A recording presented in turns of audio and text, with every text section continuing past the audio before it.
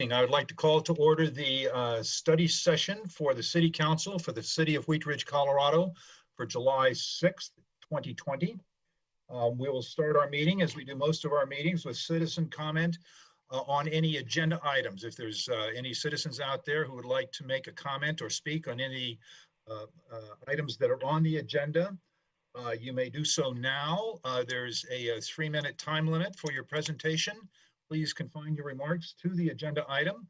And if you would like to speak, please use the raise your hand in the Zoom format or ask to speak on the phone, and I will recognize you and you may go ahead. When you are recognized to speak, if you would please give us your first name and your last name, and if you would spell your last name and give us an address, and then you will have 3 minutes to speak, and our Mayor Pro Tem will be timing. So do we have anyone in the Zoom format with their hands raised? Ms. Scheck? No, Mayor, no raised hands. Okay. Is there anyone from the public on the telephone who would like to speak under citizens' comment?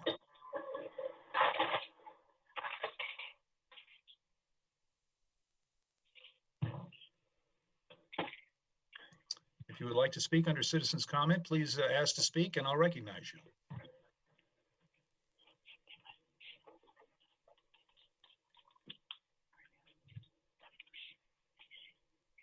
Is there anyone? I don't see anyone asking to speak. I'll go one more time. Is there anyone wishing to speak on citizens' right to speak? You may do so now. If you would please ask to speak, I'll recognize you.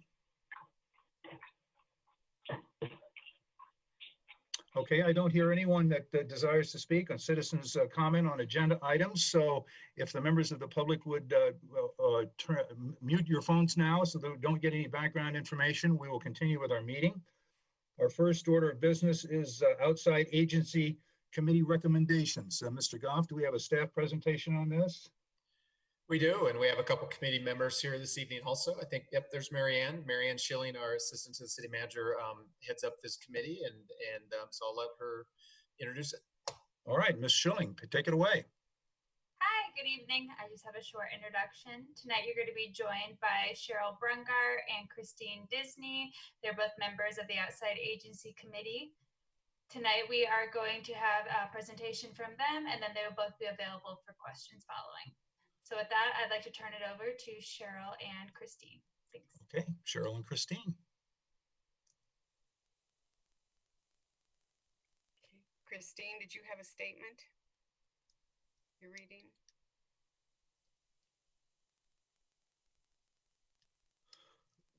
Why don't I see Christine on the screen right now?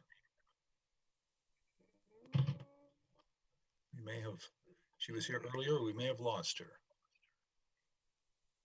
Okay, well, we had a statement to read. I'll just go ahead so I'm not wasting your time. We met 4 times. We heard presentations from 25 different groups who came to us to ask for funds for outside projects that they have from the city of Wheat Ridge. And you should have a report that Marianne sent that breaks down the different groups. It's by alphabet, and they were asking for different amounts. We had 4 that were funded that we did not fund previously, or that we did not fund last year. So on your sheet, it's those show in red on the breakout. And we had 7 members of our committee, and we, like I said, we met 4 times, and we had someone from a foundation. Our membership is someone from a foundation, a couple small business owners, different people from the community. We have somebody going to school for public policy. So lots of different experiences that we all brought to the table. And we wanted to thank Marianne. She kept us on track and on time and really got us organized. So we appreciate that. And with that, you should have the sheet, and you can see a lot of these on the sheet that you've got there, or the information. A lot of them were affected by COVID-19. A lot of them were going to do fundraising, and those have been canceled. And what we tried to look at was which ones have an impact for human beings, for feeding people, for mental health, for housing people, meeting basic needs. And so those were the areas that we really looked at. And then a lot of them were the future, our STEM students, our students at Outdoor Lab, and of course our seniors. So we started with requests for 186,000 from our different agencies, and we ended up getting the number down to 133.8, which is the same amount that we council gave last year for the outside agencies. We were able to do that because one of our agencies, Senior Resource Center, revised their application once they told Hey, us. Cheryl, There you are. I'm back. I'm sorry. Okay. Would you like me to start from the beginning? If you want, I was trying to recap it, but you can. I lost internet. I'm very sorry. Let me start. Okay. She's got something we prepared that sounds less crazy than mine. So. Okay. Ms. Disney. Okay.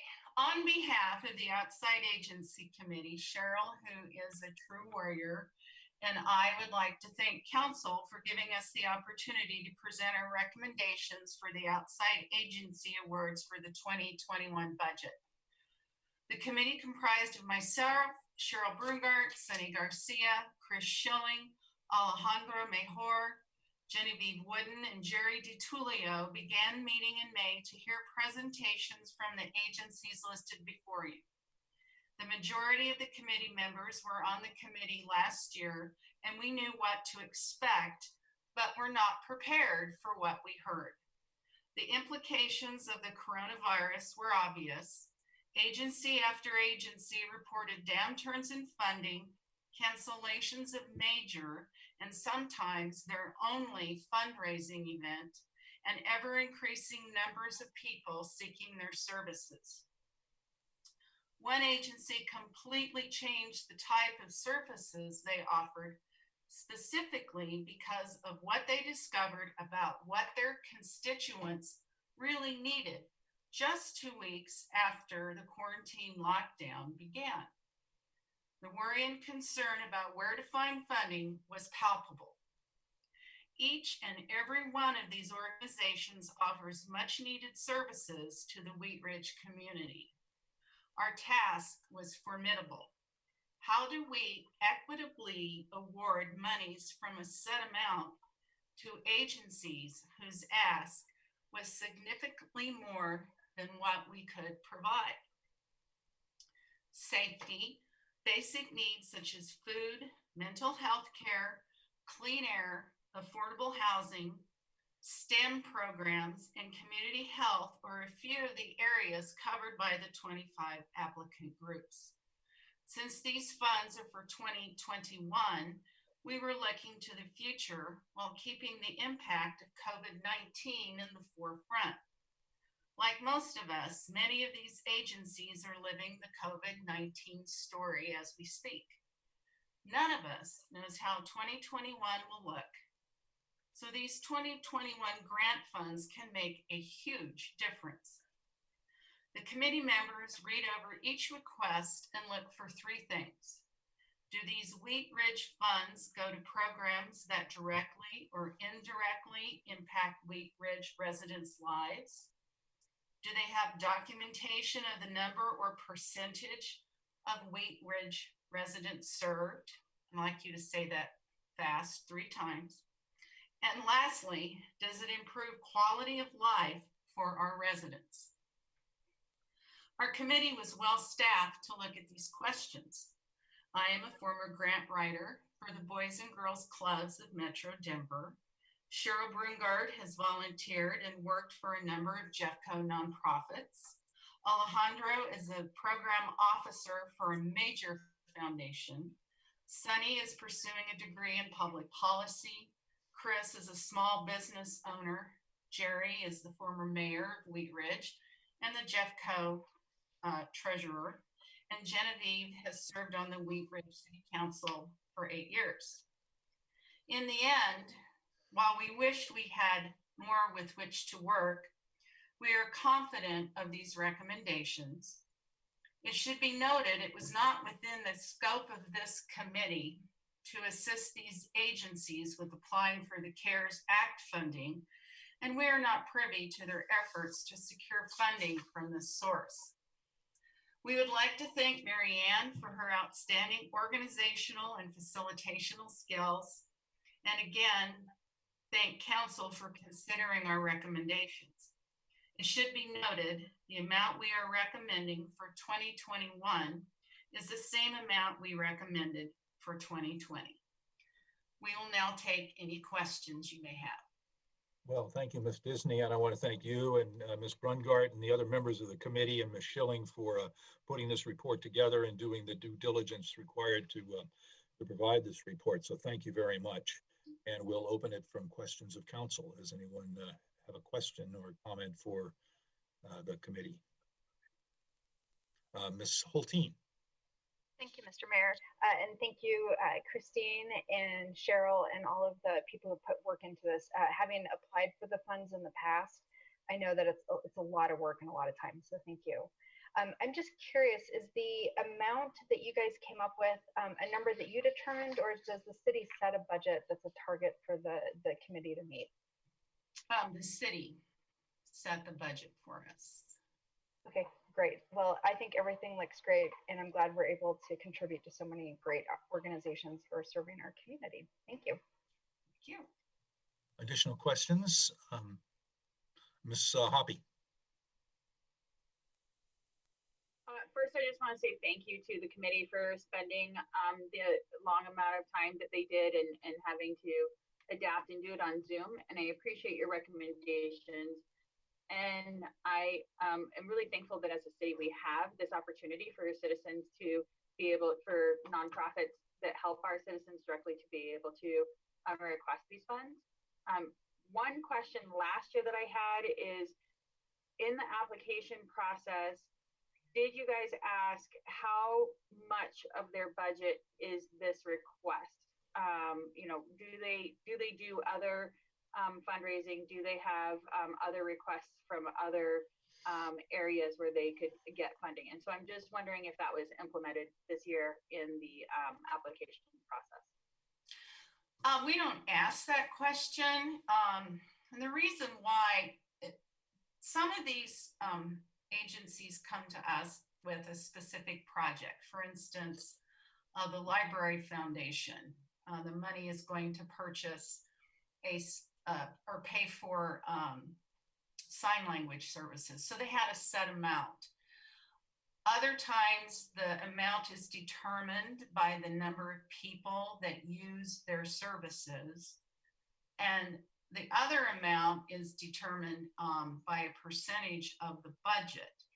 We don't have the capability to audit their budget, but we do ask everybody, and they do tell us what the money is going to go for and how many people we serve.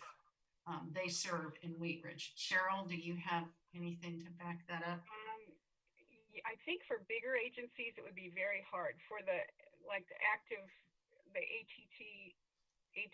whatever that one, however they say it, ADAT, that one, we cover a lot more of their budget because they're smaller. Somebody like Family Tree or Senior Resource Center, it'd be really hard to determine the amount of funding that we give percentage-wise. They'd have to come up with that. That's not something that we're determining. So I don't know. I think almost all of these agencies get funding from multiple sources. We're only a part of the pie.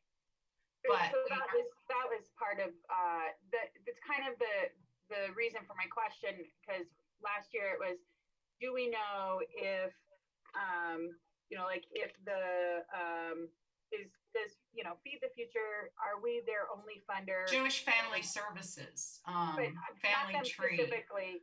Not them specifically. I'm just saying an example. Jefferson Center for Mental Health. Those are all bigger agencies that get funding. Yeah. I just was asking because I just wanted to know if they're also looking in other places, if for funding, and if we're their the only place that they're going to. So that was just kind of my question and the reason why I asked that also last year. Thank you. We may have had a little technical difficulty with Miss Disney's audio. Additional questions from council?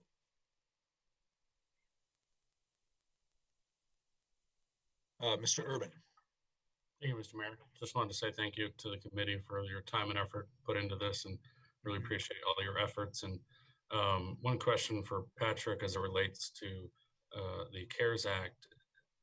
Can any of the funds that are being used for this purpose be reimbursed through the CARES Act, or is there an additional pot of money we can make available to nonprofits for COVID-related expenses?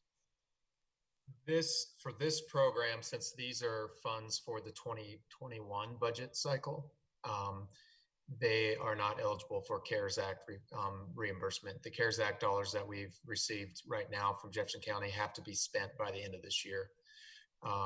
So we could look at another program for nonprofits or local agencies in the city to use CARES Act funding as long as that money is spent this year. These funds for next year's budget. I guess one question for the committee members, maybe Cheryl might be able to answer this. In their presentations or communications with the nonprofits, did they indicate that they had specific COVID-related expenses, or I understand their difficulty in fundraising during this time, but were there any COVID-related expenses that they incurred? Jeffco Action mentioned it. They've got way more clients than they normally have. Our community table food bank also. And we did mention Jerry would bring it up at every presentation that applied. Some of these are not, we're not eligible to do the county money for whatever reason, the additional funds. But we did mention it because that deadline was coming up during our presentation.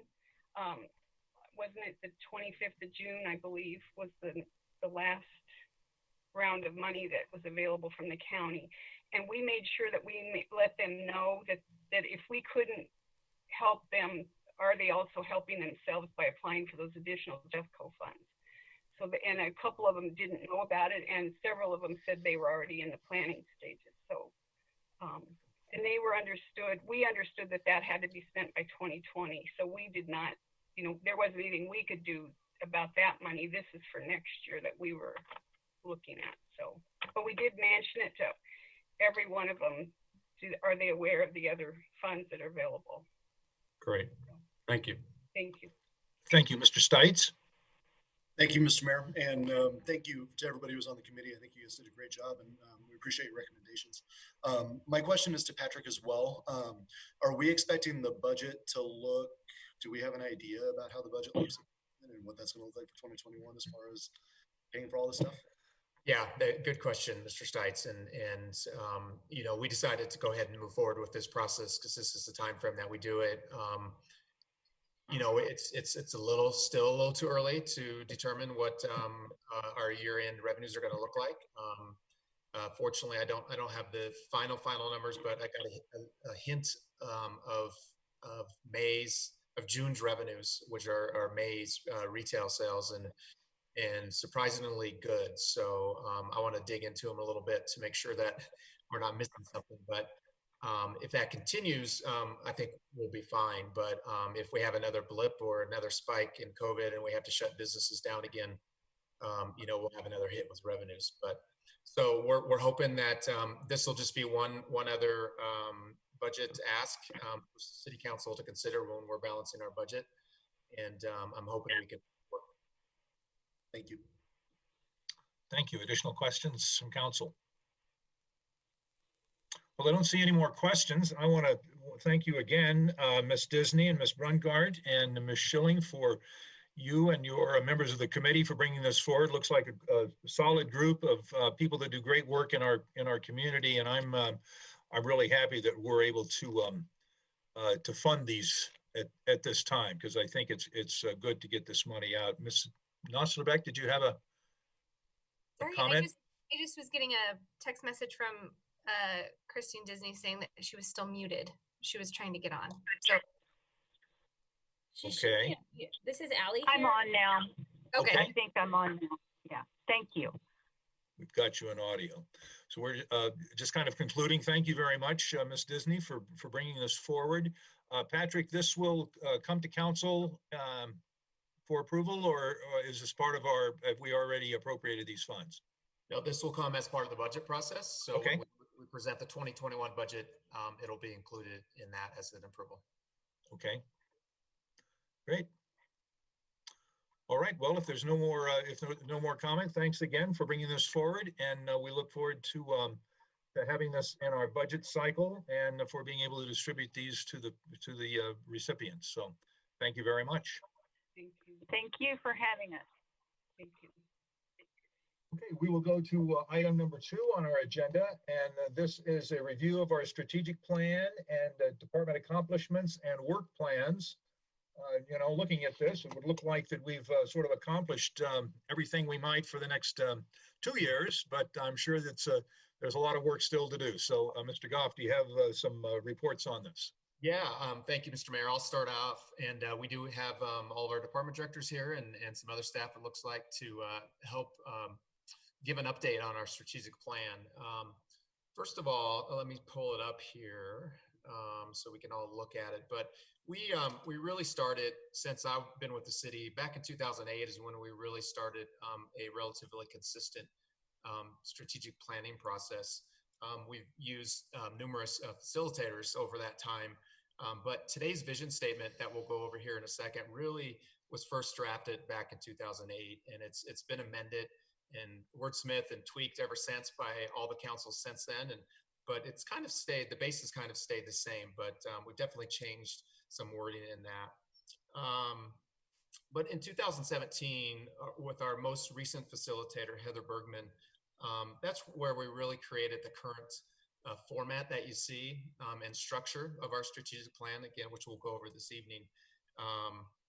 And let me pull that up here so we can run through it.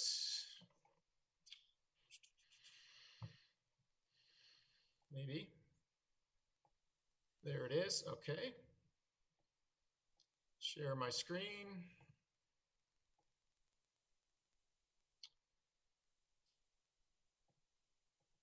Is that it? Yep. Okay. Can everybody see that? Yeah. Okay. So this is just the cover page of our current strategic plan. And as I mentioned, we have a vision statement, and I'll just read that real quick for the viewers out there. Our 2035 vision is Wheat Ridge is an attractive and inviting city and community for families. Wheat Ridge has great neighborhoods, is a hub of commerce with a choice of economically viable commercial areas, and has diverse transportation. Wheat Ridge is committed to environmental stewardship, and its residents enjoy an active, healthy lifestyle and are proud of their hometown. So that's the vision statement that our strategic plan is based off. And within that vision statement are 8 vision topics, which I ran through it in your, oh great, is this not going to show up? There we go, a little slow.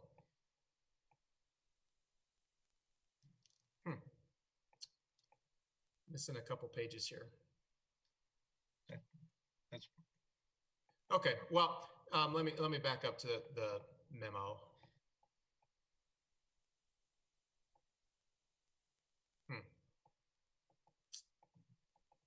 Well, I'm struggling with that.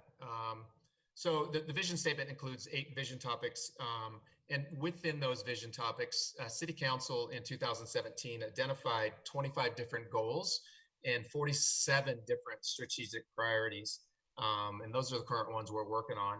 In 2018, I came back to City Council, the council that was seated at that time, and asked them to prioritize those 47 strategic priorities and to let staff know which ones are the top priorities to work on for the next year or two.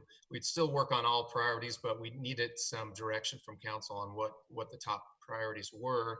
And we did a voting session on that and prioritization, and we came up with 5 that received majority support. And those you'll see on your strategic plan, which if you have open there, Ally, you know what I'm doing wrong here? I don't know what's going on. I know. City manager. Give me 1 second because we're gonna need this Okay, here. okay. Yeah. Let me close this. Oh, that's why I lost connection to the city's network. Oh. Okay. So does anybody else have it? Ally, do you happen to have it up? You can share your screen. Your pack- I will get it up in 1 second. We can make adjustments on the fly here. Yes.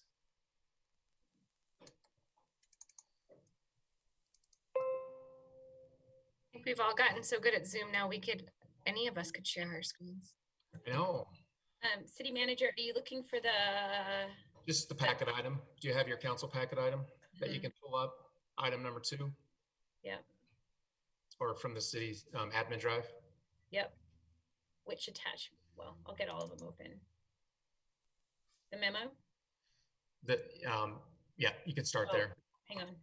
You know what? I've got the strategic plan open. Is that good? Yep. Okay.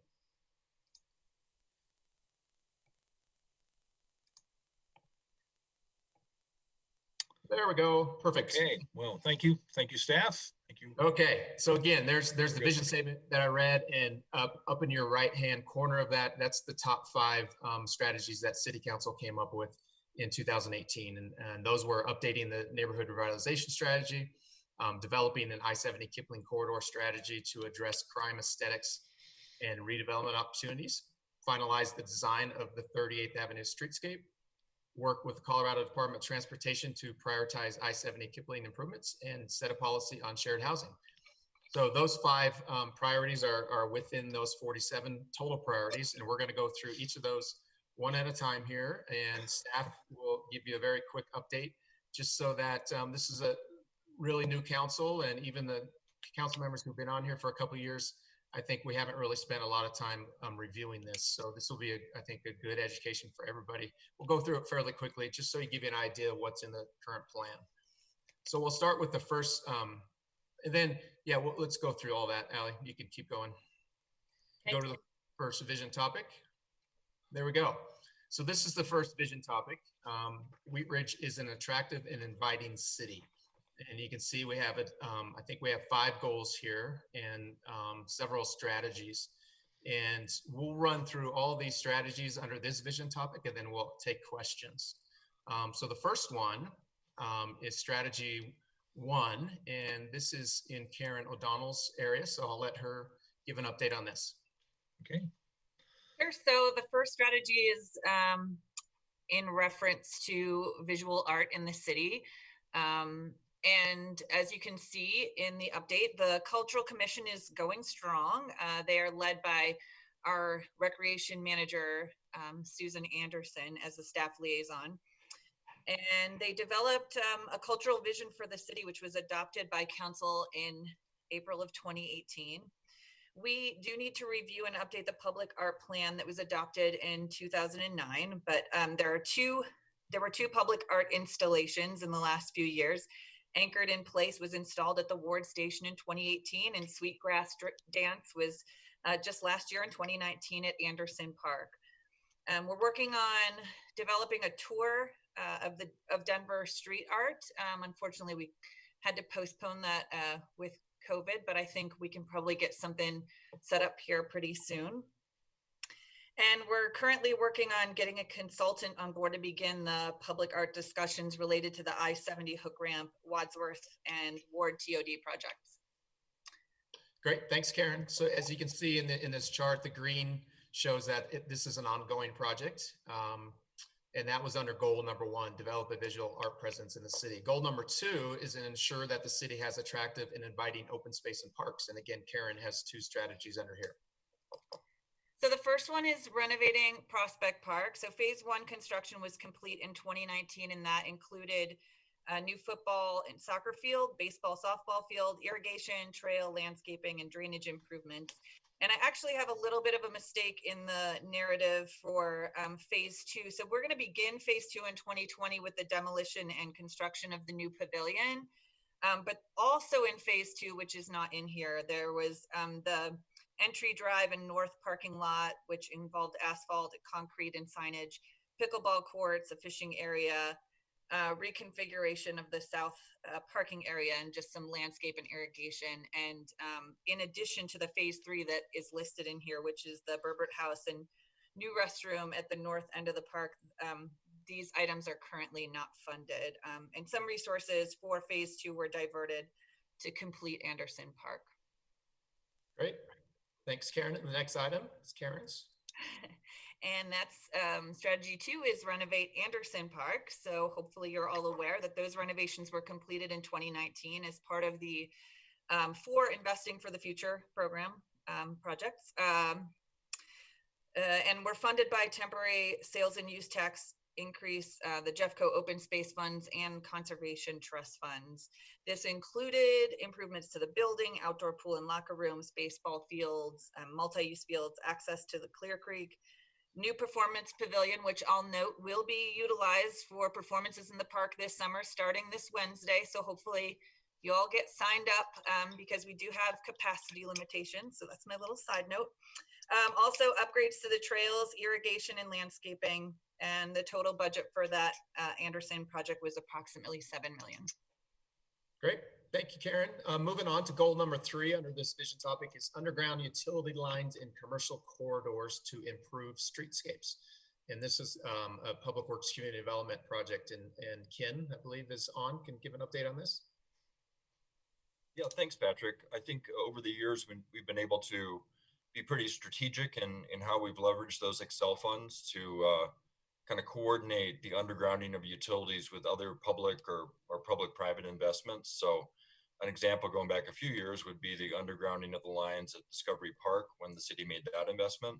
And then more recently, we've undergrounded lines at 38th and Kipling as part of the Circle K and that development on those 2 corners. And then most recently at the Applewood Shopping Center, coincident with that developer making some major investments with some urban renewal funds as well to re-tenant the Walmart space and upgrade the streetscape as well as the parking lots. So it's really been kind of public-private partnerships, and we've had urban renewal participation as well. So we have borrowed into the 2020 funds, so we need to refill that pot of money, but we'll continue to look for kind of strategic ways to make those public infrastructure investments and aesthetic improvements coincident with other investments, both public and private. Great, thanks, Ken. And just as a follow-up on that, I think it's in here in the notes, but we get about $300,000 a year in credits from Excel. So these aren't general fund dollars that we're using. And as Ken mentioned, Excel lets us borrow ahead 3 years. So we can do a project that's, over $1 million. And most of these projects are over $1 million. It's fairly expensive to underground utility lines. I don't know if you remember, Ken, Applewood Shopping Center was definitely over, I think it was 1.2 million, if I remember, to underground all those lines. So Allie, can you move on? Yeah, thanks. Goal number 4 under this vision topic is expand proactive code enforcement. I believe we have our chief and division chief Lawrence on. That's right. Good evening, Patrick. Good evening, Mayor and Council. With respect to that particular strategy, I believe the conversation started in 2017, 2018 in the council. The council wanted us to look at promoting more stringent standards in the community around items such as the permitted maximum height of grass, trash containers, disorderly house, fence and wall maintenance, and items of those sort. In conjunction with Mr. Dahl, I think we looked at surrounding jurisdictions and looked at what their enforcement regulations were to see if we were above or behind them as far as aggressive enforcement. And we brought some of those back to council with some suggestions on what other jurisdictions were doing. A few of those were acted on. Generally, there wasn't a real clear direction on some of those issues, so they remained as they were. But that was obviously under the former council, and many of the council members who were on that probably remember that discussion. I certainly wasn't here for that.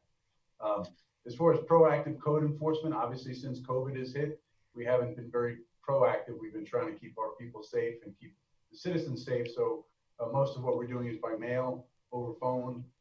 We do site visits, but we don't contact people in person. So we haven't been very proactive in 2020. We're looking forward to getting past COVID and moving to that. But right now we've got what little code was revamped, and we've been aggressive up to this year, I think, in code enforcement and enforcing those codes and improving the process. But right now we're sort of in sort of that malaise in between. I don't know if Division Chief Lorenz has anything to add to that. I think that sums it up very well. Great, thank you, Chief. Allie, I think you're sharing an email. Thank you. And then our last item under this vision topic, City Council came up with quite a few different strategies, as I mentioned, and some just didn't really fit under a specific goal. And we kind of had to force them even under a specific vision topic, but we didn't want to lose track of them. And this is one of them, updating the sign code. And I'll let Ken speak to that. Thanks again, Patrick. Yeah, so this has been accomplished. We, City Council adopted a comprehensive update to the city sign code in Chapter 26 in 2019. And that was driven in large part by a Supreme Court ruling that required that all local sign code regulations be content neutral, which was a interesting puzzle to solve, because sign codes inherently over time have been the exact opposite of content neutral. But we pulled that off with the help of our city attorney's office, and seized a couple other opportunities while we were at it. I think at council's direction, we really simplified and clarified our temporary sign regulations, which pertains, at least in no small part, to political signs. So that was a good update that was clarifying, and also I think very permissive for people to express their political opinions, particularly during campaign season. And then we also, at council's direction, had an opportunity to update our LED changeable copy sign regulations. We'd had some LED signs that had seemed excessively bright, and we were able to make a retroactive provision in the sign code that requires that all LED changeable copy signs have technology in them that requires them to reduce their level of illumination when there's less ambient light. So in the evenings and overnight hours, they can add that technology. Great, thanks, Ken. So that's all the goals and strategic priorities for this vision topic. Is there any questions before we move on to vision topic 2? I have a quick question, Mr. Mayor, Councilwoman Hoppy. Please, Ms. Hoppy. Thanks, Mr. Mayor. My question is under strategy 4, which is the expand proactive code enforcement. And when reading through this, I had written a note for myself. I imagine this will always kind of be an ongoing, which is why they're all green and there's not necessarily a blue block thing done here.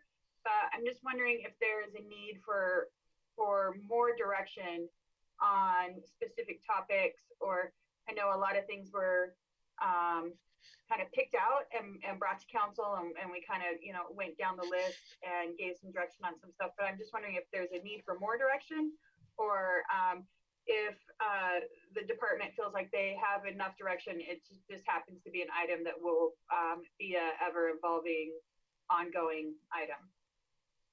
I'll jump in there maybe and let the chief or Jim speak to that. But we brought this back numerous times over with different councils, and honestly, every time we bring it back, we don't get much direction. There's kind of a reluctance to change the code that much. And as the chief mentioned, this last go around, when I think in 2018 or when we brought it back. We had numerous suggestions, and I think only 1 or 2 of them were approved.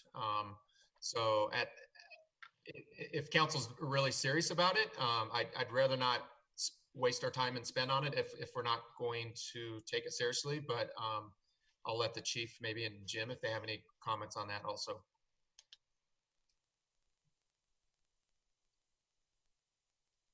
Your microphone is mute if you're trying to talk. There you go. Yeah, sorry about that. The reason that it's an ongoing issue, I think you hit the nail right on the head, Ms. Hoppy, that we'll never be done with code enforcement. So it wasn't so much about whether stricter or more proactive code enforcement, but it was whether the ongoing proactive code enforcement would continue. Obviously, it will. And again, I echo Patrick's sentiments that, you know, if council wants to do something, we'll certainly enforce it. But I think when we bring examples up that people haven't thought about, then it makes them back off of what their desired intention is, and we end up back at the same place. But I'll let Division Chief Lorenz speak to that real quick. You know, I think what we found was that we were pretty consistent with all of the municipalities, you know, in an average kind of way. Some were a little stricter in, you know, for example, height of weeds. And I think we're comfortable with where we are. You know, from the police department's perspective, I think we're doing a pretty good job. I think we want to try to get out and be more proactive. But as far as the ordinances themselves, I think we're right where we probably should be. Thank you for that. Thank you. Okay, looks like we've got questions on that answered. Any other questions on Vision Topic 1? Otherwise, we'll move to Vision Topic. We'll take questions at the end too if something comes up. Okay. Vision Topic 2 is Wheat Ridge is a community for families. And our first goal on that was to improve the quality of Wheat Ridge Public Schools. City Council gave this to a committee that was formed a while back, the Wheat Ridge Education Alliance. And they did quite a bit to help promote our local Wheat Ridge schools. And but that hasn't moved forward since then. If this is a priority, City Council wants us to continue moving forward, we can. It was headed up by a former council member, Genevieve Wooden, who's no longer on council. So once she was off, it hasn't gone anywhere. So that's where that is right now. Leah, did you want to say anything? I know Leah was very interested in this topic. I don't know if she's got any comments on that. Yes, so I had reached out to several educators in the area to kind of reinvigorate that group. And I think because of the bad taste that was left in the community's mouth from Plan B, a lot of members didn't feel like it was beneficial at that point in time. And some of the leaders in the community also thought that it was kind of a farce, and that it was meeting for the sake of meeting as opposed to taking any actionable items. So I definitely think that an education group of some sort would be beneficial for our community. I've heard from many organizations, not only PTAs, but schools themselves and parents about wanting to have our school communities collaborate and connect with each other in whatever way possible. So I think the interest is out there, and we have some new principals in the area that I think would be beneficial to reach out to. We have a new principal going in at Everett, Josh Cooley's since started at Wheat Ridge High School after the Education Alliance kind of fizzled. So I definitely think that there's room for us to kind of look at something or replacing the Education Alliance. And some ideas have been thrown around, but I think it's really just kind of in the early phases at this point in time. Okay, thanks, Leah. Our second goal is provide options for seniors to age in place. I think there's a typo there. And the first strategy is Allie's. Yes, thank you. Good evening, Mayor and Council. My apologies for the email faux pas. No excuses. Yeah, so I talked to some of the folks that were formerly Mary Ann's role to get up to speed on this. And from everyone's recollection, this back in 2018, there was and prior, there was a team that met of staff, businesses and residents to work on this. And they actually collaborated with Jewish Family Service on a naturally occurring retirement community NORC initiative. And this group met, and it really focused on a sort of a holistic approach to seniors aging in place by looking at health, mental health, isolation. And this work was ultimately assumed by the Jewish Family Service. The group ended up migrating over to the Seniors Resource Center. And then in 2018, then the grant was no longer funded. The grant that funded that piece of it came to an end. And then Mary Ann is on, and Mary Ann updated the Boomer Bond survey with Dr. Cog, took the Boomer Bond assessment for the city of Wheat Ridge. And that was most recently, I think that report came out in January of this year. So at this point, there's no further work happening on this initiative. Thank you, Allie. And then the next goal, develop a plan to initiate a senior crime prevention program, and that's our police department. Good evening again. On this strategy point, the department was hoping to add staffing to this particular, to our crime prevention officer. We have one on staff. We were looking to add a second crime prevention officer. Obviously, in the COVID hit, we put that on hold, and that's been on hold. Our one crime prevention officer, it's Officer Bowman, has been doing great work, but he's spread very thin in this area. So as people request crime prevention training, we offer it when we're available. We've reallocated staff where we can to try and fill that gap. And we'll be looking to hopefully get past the COVID and see what the budget looks like as far as adding additional staff down the road. But we are meeting the minimum there when we're getting requests, and we're able to do that fairly successfully. Obviously, the senior community is not looking for interaction very often in this environment, so we haven't had much to do with respect to this plan. Thank you, thank you, Chief. The next strategy is resolve the status of accessory dwelling units. Ken. Yes, so accessory dwelling units have certainly been on our radar for a number of years. Accessory dwelling units are not currently allowed in the city. And not to delve too deep, because I know that's not the point of tonight, but essentially a smaller secondary residential unit that would be typically allowed on a single family lot in various kind of shapes and forms. It could be a basement unit or something on top of a garage, or even just a standalone accessory unit that you might have in your backyard. So those currently aren't allowed in the city, but we certainly have inquiries about those. A number of communities, in fact, probably most communities along the Front Range allow them in some form or fashion. And we've surveyed our residents about them in the citizen survey. We also had a public outreach event that included 2 citywide public workshops in the spring of or late winter of 2016. Got fairly good participation.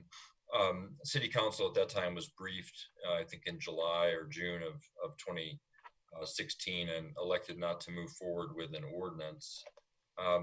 Most recently, it was a topic of conversation during the 2019 update to the neighborhood revitalization strategy. And the recommendation in that report at the end of the day was to put that on hold for a year or two. The thinking behind that being that they just didn't think there was that much demand for them. And the amount of work that it would take to get, through a public process that would get to some sort of an ordinance that would allow those in some fashion didn't seem like it was worth the effort, given the limited amount of people that are probably interested in doing those.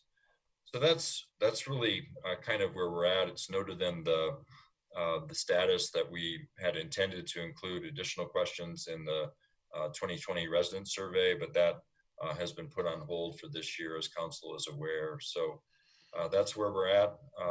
We aren't currently doing work on that, but at your direction, we certainly can. Thank you, Ken. Goal 3 is to support residents in taking an active role in community policing. Turn it back to our police department. Yes, assisting residents in setting up neighborhood watch program was the specific strategy. In that strategy was our neighborhood watch program, our dog walker watch program, and Refuse to Be a Victim are 3 of our more popular programs there. I asked our folks to go back and look at our neighborhood watch programs because that number 23 seemed really high for the size of the community. That's the number of neighborhood watches that we've had signed up through the last few years. However, we really only have 4 active neighborhood watch programs. Generally, what tends to happen is people sign up, they put the signs up in their neighborhood, they have a very enthusiastic leader, but if that leader tends to drop off or enthusiasm wanes, it's difficult because that has to be maintained. That's a program that really has to be maintained by the citizens or homeowners in that area. It's difficult for us to be spread across that. So we have 4 of those programs that are currently going. We haven't been able to do much in the COVID environment to expand that, but talking to Sergeant Dawkins, she'll be working to try and re-engage the community with that. Our dog walker watch program is extremely successful. We do really well with that. I was about to go down and meet all the folks just before COVID, but again, we had to put that on hold. And our Refuse to Be a Victim, obviously that's an in-person meeting generally, so we've had to put that on hold as well. But those will spool right back up as soon as we get past COVID, and if we ever do add a second person, obviously we'll be able to do more of those interventions. Thank you, Chief. Allie, looks like our last strategy under this vision topic against the police department, further develop and expand community-wide crime prevention program. Yep, I'm going to have Division Chief Lorenz discuss that one. Are we up? Yep. You ready? Again, developing and expanding crime prevention programs. We're really limited by staff. We are doing what we can with one, and our hopes and expectations were to add another one in 2020, and it just doesn't look possible. And our ability to have meetings and run the kinds of classes that we have done in the past is limited. So I think we sound like a broken record with the excuse of COVID keeps repeating here. We just don't have the ability to put these classes on right now. But Officer Bowman is still available to handle crime prevention. He just does it in a different way. He does most of his work by phone or going out and doing site plans and then making a report and giving it to property owners. So it's just a little bit different right now, and we are limited. I would also add that while we're interested in developing a larger plan for seniors and senior community crime prevention programs, we're still doing that. They're just in line with everybody else right now. We don't have a special assigned facilitator to work specifically with seniors and find specific resources to be an expert in that area.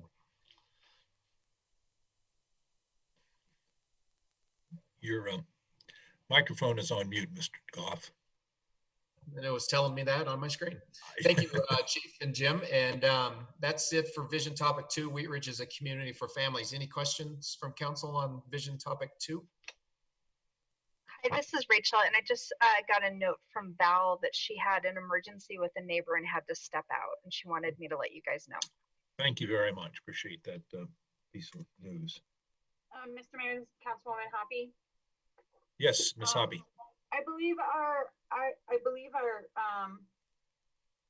next page is also still Vision Topic 2, and it talks about the library. You're correct. Right. Yes, and that's mine. Thank you. Identifying funding source and potential location for a library. As you all know, we do have a library in Wheat Ridge off of it's connected to the Senior Resource Center. It's a very small space. I think I can't even remember what the square footage is. I think it's less than 6,000 square feet, I believe. Their typical libraries now these days are in the 10 to 15,000 square foot range. They've been wanting a new library in the Wheat Ridge area for quite some time, and so has previous councils and maybe this current council.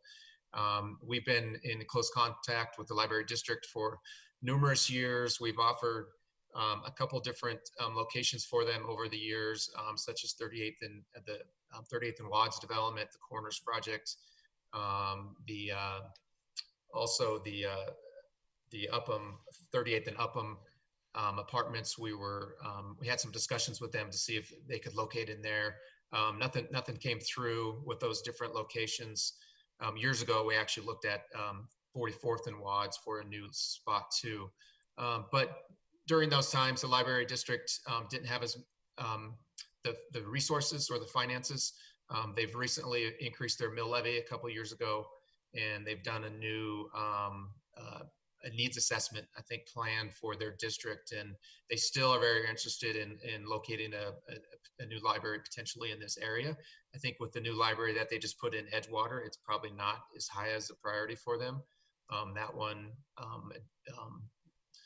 I think, services this area of the county for them. But I think, at this point, we don't have a funding source, or we haven't identified a location. So that's where that's at. Thank you, Ms. Hoppy, for letting us know. Is there anything else on this one, Allie? Is that the last? That was the last bullet. That's the last one. I'm so sorry. No, that was okay. Any more questions on vision topic 2? Not, we'll move to vision topic 3, which is Wheat Ridge has great neighborhoods.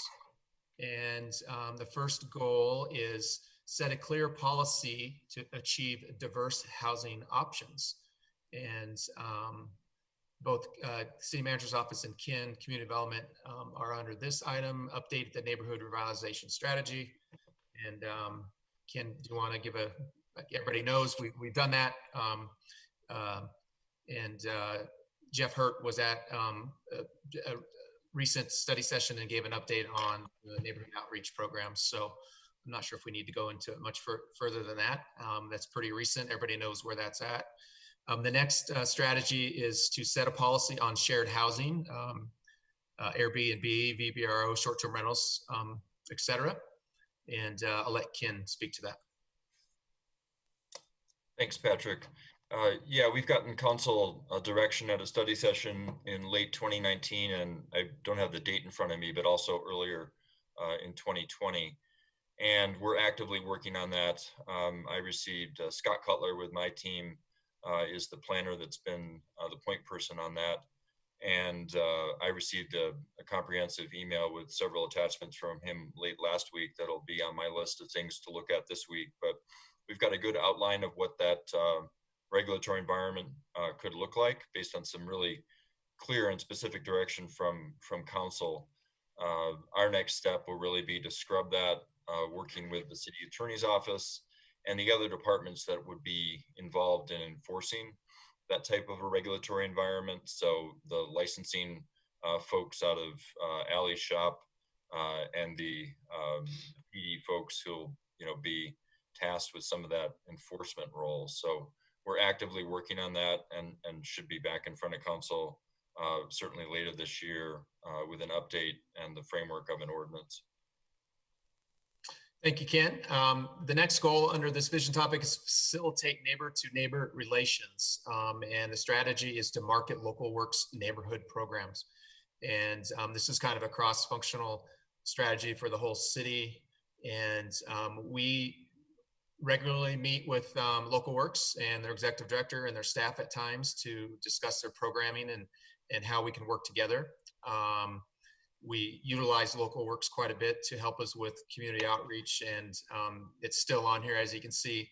They were gonna help us with the 44th Avenue corridor plan, which unfortunately was frozen. The funding for that was frozen because of COVID. So hopefully we can bring that back soon. And Local Works does a very good job of helping us connect with the community. And Ken, I don't know if you had anything else you want to add to that. Not really. I mean, I think we were very much looking forward to kind of leveraging their relationships out there in the business community and the neighborhoods to, you know, be a really active part of a really grassroots kind of engagement effort on 44th Avenue. But as you mentioned, Patrick, we put that project at least on hold for now, pending, you know, council's kind of final action in the next several months regarding COVID related 2020 budget cuts. But for now, we have a consultant hired, but they're officially on hold, and we're not pursuing that planning effort at this time. And then Local Works is also very active in the police department's TLC program, where we go out and traffic. What's TLC again, Mr. Lawrence? Traffic. I forgot now. Traffic life quality. Oh, sorry. Code. Traffic life quality and crime. Right. There you go. Prevention. It's the three things that are really important in this city. Yeah. And so Local Works is a big partner in that in the police department. And I think that they just had another dumpsters day to clean up a neighborhood. And it does help bring the neighborhoods together and get to know each other a little bit more. Next page, Allie. Okay. So we're on to the next vision topic. Any comments on or questions on vision topic 3? Vision topic 3, any questions? All right, seeing none, let's go to vision topic 4. We'll keep moving. Wheat Ridge has a choice of economically viable commercial areas. And the first goal is to build out development sites along I-70 corridor by 2025. And the first strategy is to work with CDOT to prioritize the I-70 Kipling improvements. CDOT, I just sent you an email, I think yesterday maybe, that CDOT is moving forward with an early action item on that interchange I-70 Kipling. It's the westbound off-ramp at Kipling. They're going to start making improvements, I think, this next week. And unfortunately, there's not enough money to complete the full interchange improvements, which I think they're saying is close to 75 million, if I remember, it was in that email. And this project would have been on the list if that transportation tax, state sales tax, would have passed a couple of years ago, but it failed pretty miserably, actually. So there's just not funding available to complete that interchange, but we're working with CDOT. We have a development up there, 44th and Kipling, that is impacted by that interchange. So Ken can probably give an update on that, but that is that strategy. The next strategy is to develop an I-70 Kipling corridor strategy to address crime, aesthetics, and redevelopment opportunities. Ken, do you want to start out with the David Evans work we did? Sure. Yeah, so back in, I think it was 2018, we contracted with David Evans, an associate who's actually also the transportation and urban design firm that CDOT has contracted with to do the design of the interchange improvements. We were using their urban design team, but it was a good kind of symbiotic relationship there with the consultants that are, you know, kind of in the weeds, knowing what the transportation improvements look like. So we developed a very high level kind of vision plan for land uses and multimodal transportation connectivity for that area. And have that as a reference point as we review, you know, potential land use applications in this area. We do have a pending land use application for the east side, north of 44th, on the east side of Kipling, the vacant, it's about an 11-acre parcel. They've been going through a concept plan approval at a staff level for really several years at this point, but we just happened to have a meeting with them last week to kind of discuss their most current iteration of plans for that area. I do think they have some, you know, potential end users, and just trying to strike a balance between, you know, achieving the city's urban design goals and connectivity goals for that area with a plan that, you know, works in the marketplace. Thanks. Thanks, Ken. And under this item too, we've brought a couple different items, proposed ordinances to city council over the last year. So one is a hotel motel licensing program.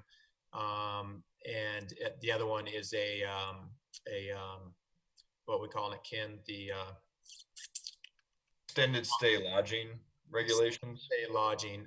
So as you know, this corridor obviously is where all of our hotels are, motels, and we have some issues with some of them.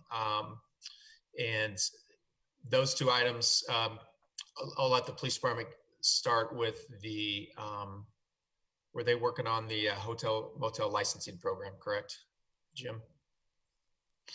Yeah, I'll just speak for Jim and say, yeah, that's still something we're working through on the licensing program. But that corridor obviously is ongoing concerns and issues. Before I turn it over to Jim, who has extensive knowledge about that, I'll say Steve Arts did set up a meeting with the owners of the American Hotel. I didn't take any sign from that meeting that they were going to change their ways, and we haven't seen anything there. So we haven't gotten much traction, and I'm not blaming the COVID, but we're just not able to have in-person meetings with a lot of people and try and move this whole thing forward. And last, before I turn it over, I'll suggest that some of the legislation that was proposed through State Bill 2217 is going to be disadvantageous to places like this corridor for us. We're going to have to find creative ways around it because it takes away a lot of our proactive initiative from the officers on the street. So saying that, I'll let Jim talk about his Crossroads project and some of the other things we're doing there. Yeah, so as many of you recall, we worked on the licensing program that involved a formula that we use that determines the number of calls per service by the number of rooms that are available. We find a ratio, and those with really high numbers would have to hit a different level of licensing. Could be more expensive or could require more resources to deal with those particular hotels. Of our 9 hotels in the city, they break up into 3 groups of 3 very, very smoothly. We have 3 that are very high, 3 that are average, and 3 that are pretty low. So it's working out a formula and working with those hotels to explain it to them. And as the chief said, our ability to contact and work out things and talk to them has been limited.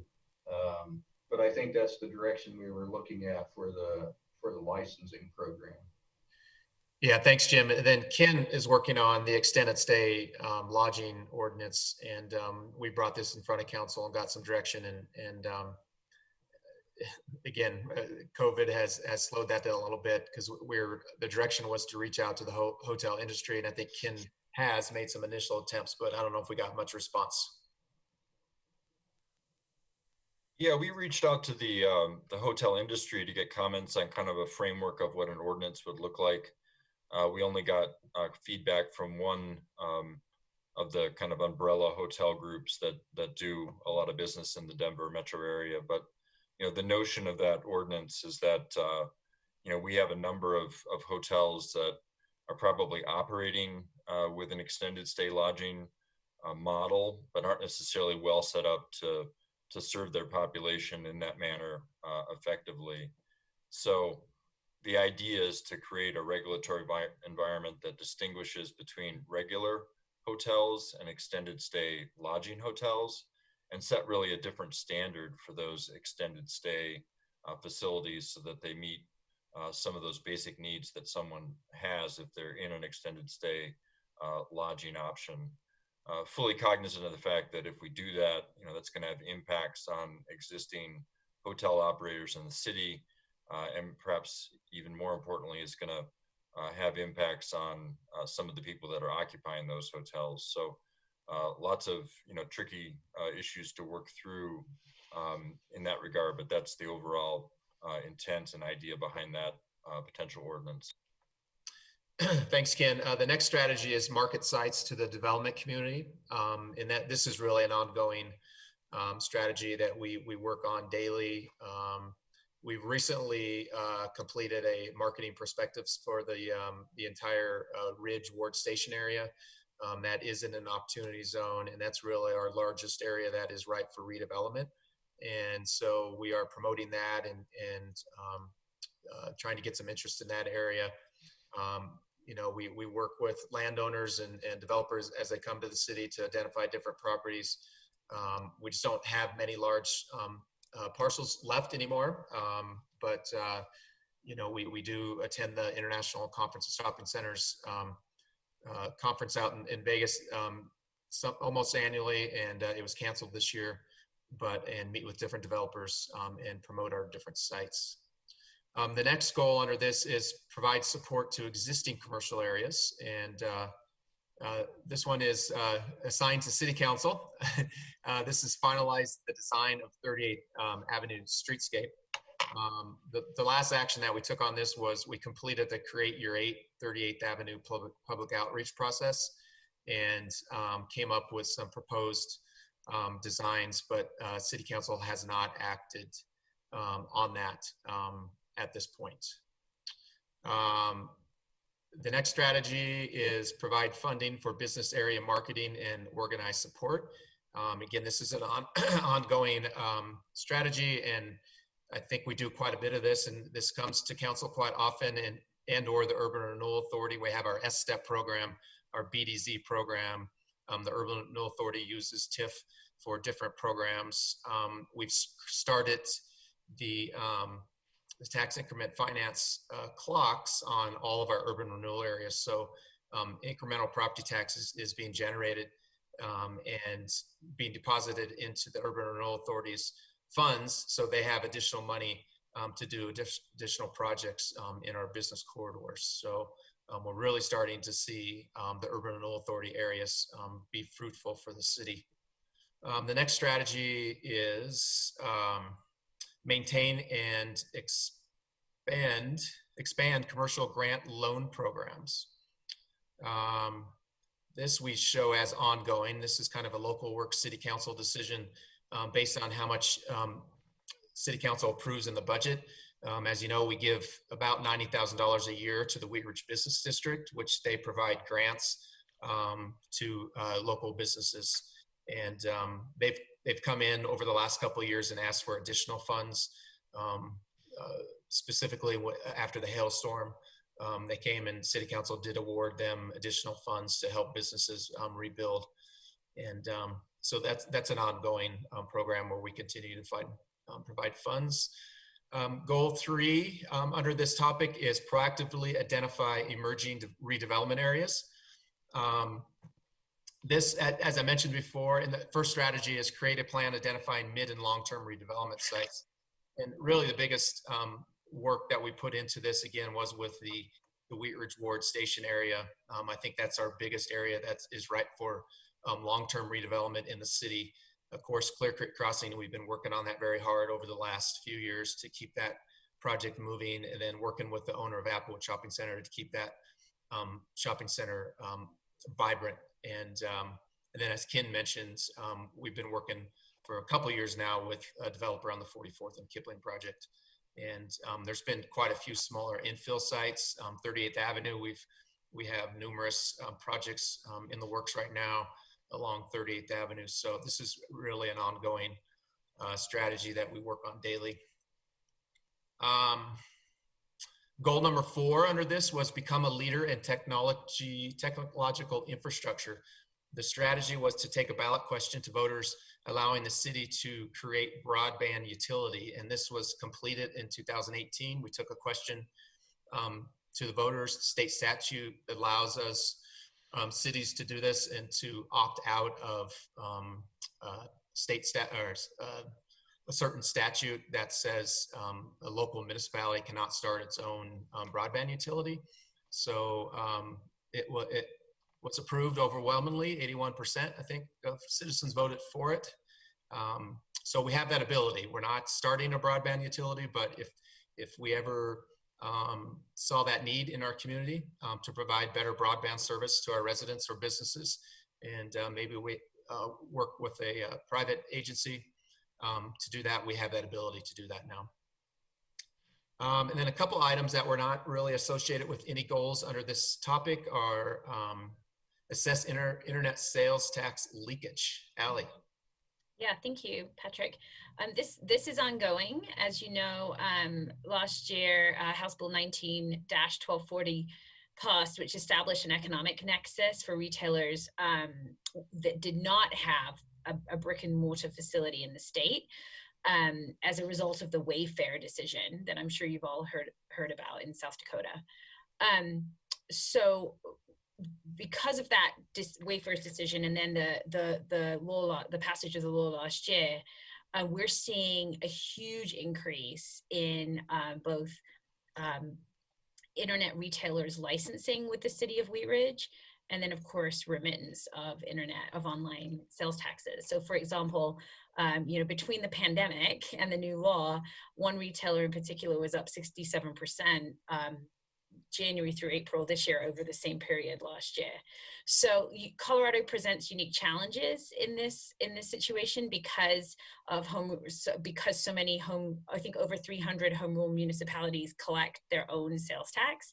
It's very cumbersome and very difficult for national retailers. So there's a big effort underway with the state, in partnership with the state, to simplify sales tax collection.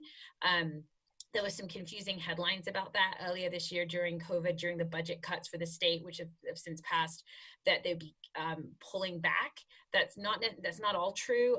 A lot of it is funded this year to move forward with the sales tax simplification. So Wheat Ridge is waiting to see how that goes with the state before we move forward with that. But we're making big strides in this. We're continuing to see, as you can see in the update here, about 30% year-over-year increase in what we call outside business licenses outside of the city that are then delivering sales internally. So we still have work to do here to really identify top retailers that are still not yet remitting sales tax to us, likely because of the simplification issue. And we'll continue to do this work. Great, thanks, Allie. And then I think this is the last item under this vision topic, is educate the community on urban renewal, tax increment financing, and enhanced sales tax incentive program. As I mentioned earlier before, we've been doing more and more of those over the years, and even this council has had several in front of them. I think the most recent was Grammy's Goodies. Next, I think at our next study session, we'll bring in an S-step application from Applejack Liquor. So the more we're doing, I think the more the community is hearing about them and educating. We have a good urban renewal board, very active.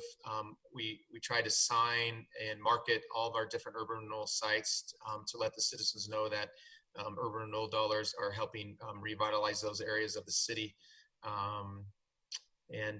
So this is really an ongoing effort for sure. And we're using the tool quite often at this point. So I think that's it for vision topic 4. Any questions on that? Wheat Ridge has a choice of economically viable commercial areas. This is Council Member Hulteen. I have a question. Please continue. Thank you. So Patrick, on strategy 4.2.1 regarding the finalization of 38th Avenue streetscape, and you mentioned it's in City Council's lap, and I'm just curious what the status is and what the next action would be to move that forward. I believe the last action that we took on that issue was we brought it back to City Council after the Create Year 38 process and reported out on the results and the recommendations, and there wasn't a consensus at the point with that council. That was a couple years ago now to move forward. So it hasn't been brought back up as it is in your top 5 priority, but I haven't received direction to bring it back as an issue. So it would have to be brought back and brought back as an issue for City Council to discuss again to get some direction. So a possible next step would be to bring it back to study session for the status and discuss what next steps would be for it. Sure. Okay. All right, good to know. Thank you. That was all I had. Mr. Goff, just as a follow-up on that, have we identified any funding resources that might be applied to that project? Not today. When we did our last bond issuance and sales tax increase, there was some thought about including 38th Avenue in that ballot question, but sorry, I'm getting blinded by the sun. I think there was a lot of concern that since the project was somewhat contentious, that we did not want to mix that up with all the other projects, and so we didn't. So it depends on how much you want to do. If you want to do the full project, which I think we were estimating was 9 to 10 million at that point several years ago. I don't know what it'd be today. We would probably have to do a new bond issuance as similar to what we did for these 4 projects. And maybe that could be one of the next projects we do. Thank you. Mr. Mayor, Councilwoman Hoppe, you have a question, please? Please continue, Ms. Hoppe. Thanks, Mr. Mayor. Patrick, we did go under contract with a design consultant to get 30% plans for the green. And we did have money in our budget for the last couple of years to work on doing something with the green. We've also worked with Jefferson County School District and, working through the, 99-year lease or whatever that is. So, but then that, as I understand, that monies for the green has been identified as something that will be cut from our budget, pending how bad the retail sales tax are down for this year due to the pandemic. So can you just kind of clarify that a little bit for me and clean that up a little bit for me? Sure. No, and I was just emailing with the design firm today. Yes, so that project was identified to those appropriations dollars to be frozen until we have a better idea of what our revenues are going to look like this year. It was about $900,000 we had set aside in the open space budget. But we are under contract. Before COVID hit, we went under contract with a design firm to do 30% designs as we got direction to do.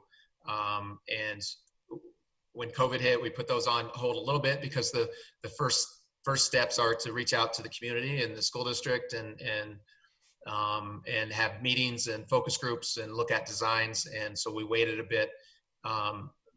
Architera is the design group that we hired.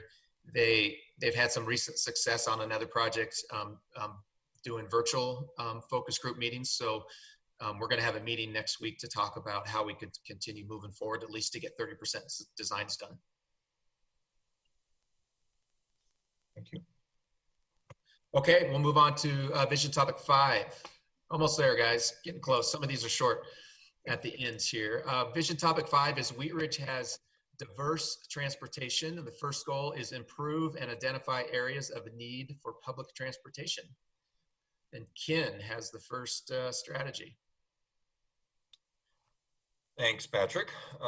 Yeah, we work and meet actively with RTD to see ways that we can, frankly, at this point, just maintain, but also enhance our multimodal service in the city.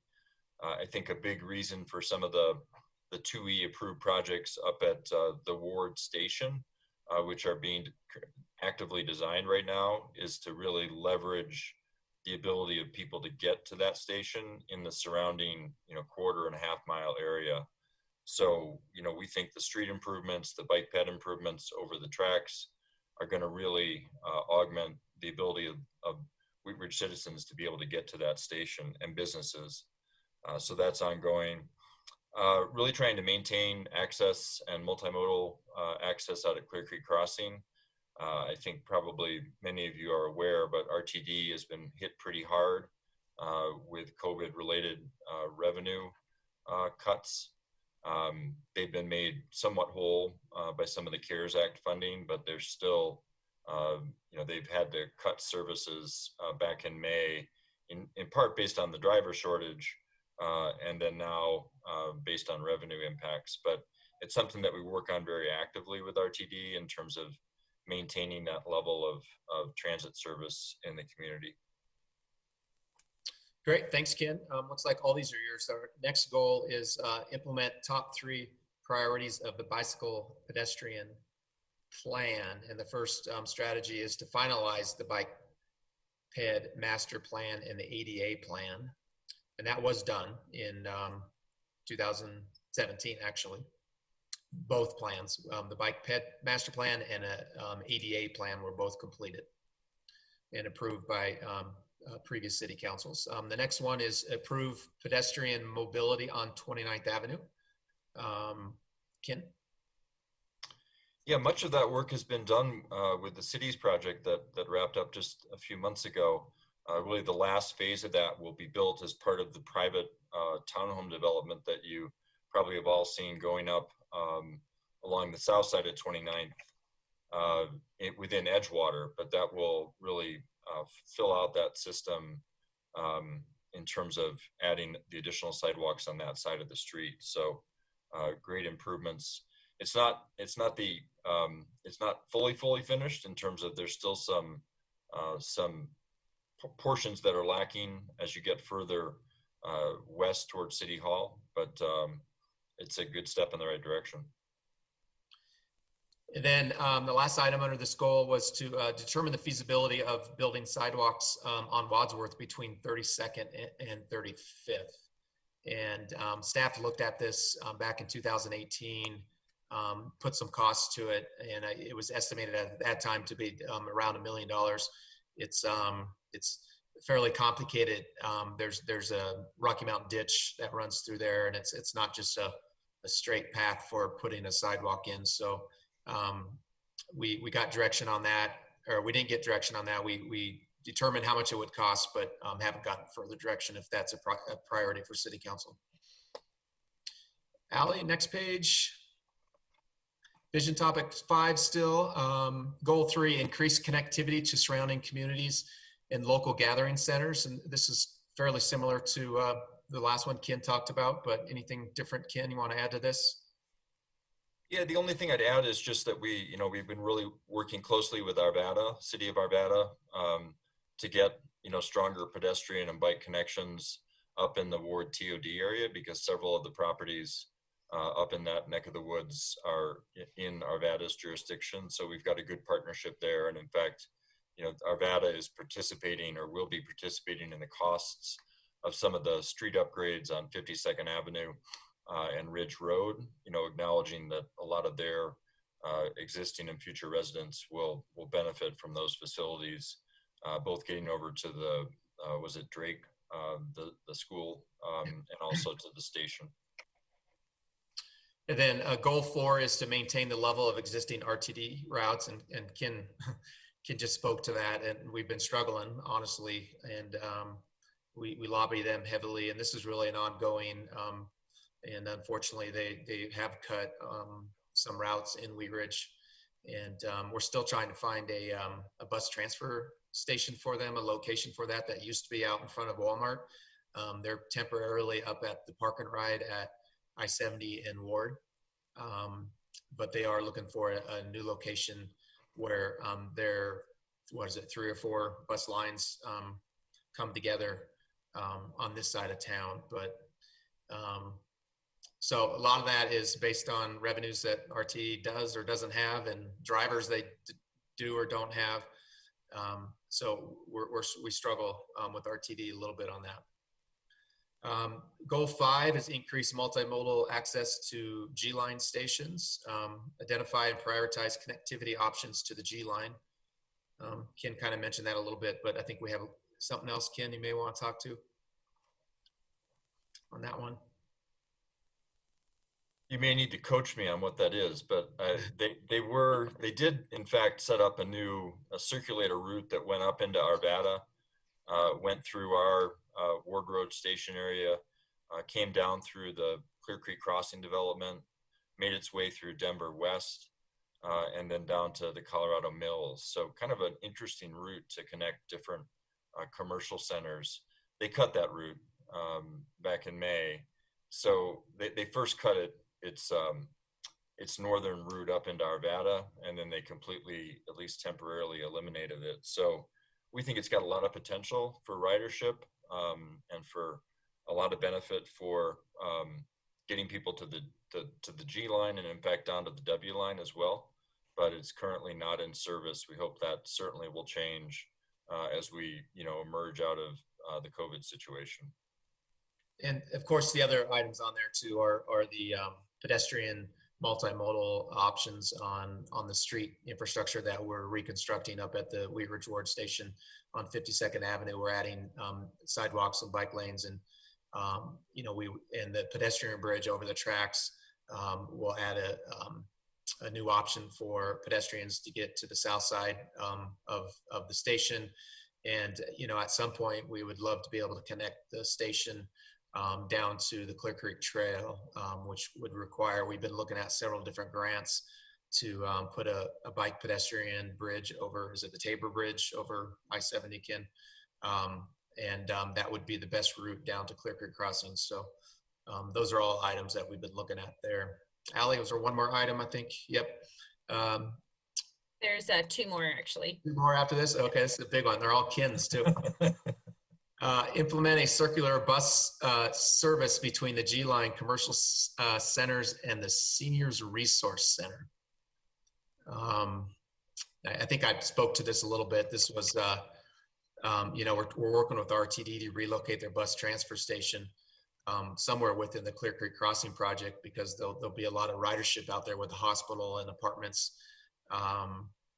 That new route, though, as Ken mentioned, at this point has been temporarily suspended. So I think we're going to have to see what happens after COVID and after what RTD if they can come back from this.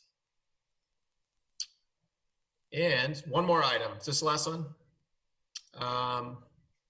Yeah, multimodal improvements to 52nd Avenue, Tabor and Ridge Streets.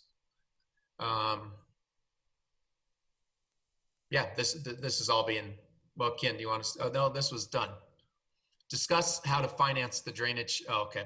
The strategy was finding the money for it. And we did that. We got a temporary sales tax increase approved and issued bonds, and that's helping us build that infrastructure up at the TOD site. So I think that's it for topic 6, which is Wheat Ridge has diverse transportation. Any questions? Topic 5. Is that 5? No, 5. Topic 5, yeah. Wait, this is Councilmember Hulteen. I have a question. Continue, Ms. Hulteen. Thank you. Does anyone know on the sidewalk feasibility and cost estimation for on Wadsworth, if that was for sidewalks on both sides of Wadsworth, or if it was looking at just one side? Just the west side.